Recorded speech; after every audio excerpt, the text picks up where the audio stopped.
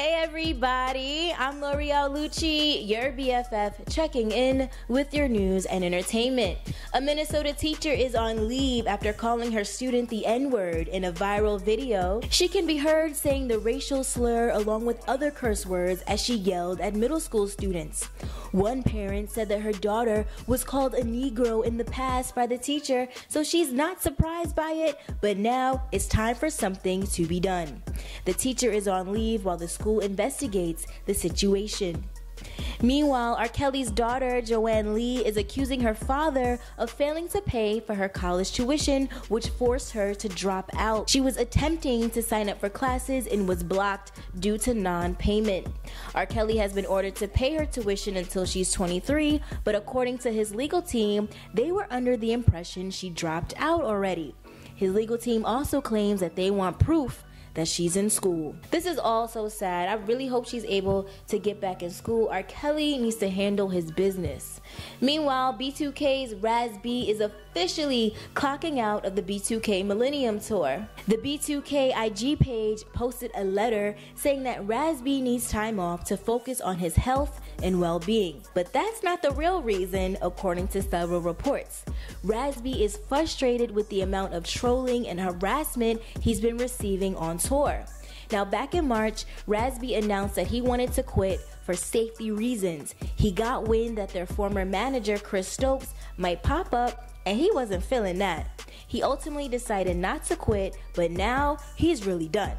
According to Bossip, he decided to quit the tour because he's constantly getting made fun of by B2K fans. The site also says that Raz B is claiming that he regularly gets trolled from his B2K bandmate, J Boog, who teased him over his alleged sexual abuse with Chris Stokes. Now, J Boog and Chris Stokes are still really tight. Now, Raz B does suffer from PTSD, so there is some truth to what B2K posted on their Instagram page, but it does seem like some shady stuff is going on behind the scenes, and honestly, a break might be the best thing for Raz B. It's always a good idea to take care of your mental health. That's more important than money. Remember that. And who remembers when Omari Hardwick kissed Beyoncé twice on the cheek right in front of Jay? Yes, it was a harmless kiss on the cheek, but he was literally on the borderline of crossing the line. It definitely stirred up a lot of controversy, and he seemed to lay low after that,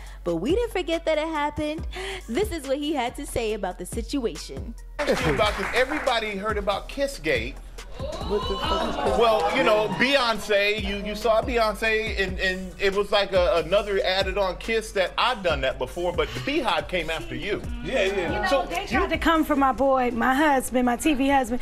He was just being a friend. Why can't friends hug and kiss anymore? I mean, but they made that way bigger, so I was there, and it was so not a situation. Hey, when I saw it, that's what I thought too. I got excited. Wow. Yeah, but you know what I said to the Beehive? You're welcome. That's Omari Hardwick. You get 2 kisses. Wow. Right? I mean, just say thank you. And ladies, fellas, if your spouse was an actor, could you handle them doing a romantic scene? I personally couldn't, but I have no choice. I mean, I honestly love the fact that my man is passionate about his acting career, so I'm passionate about it too. I just gotta get used to those little romantic scenes, but whatever. Maybe I'm gonna take some notes from Meagan Good's husband, Devon Franklin, who has a totally different attitude. Now, his advice to her, make it look good and real.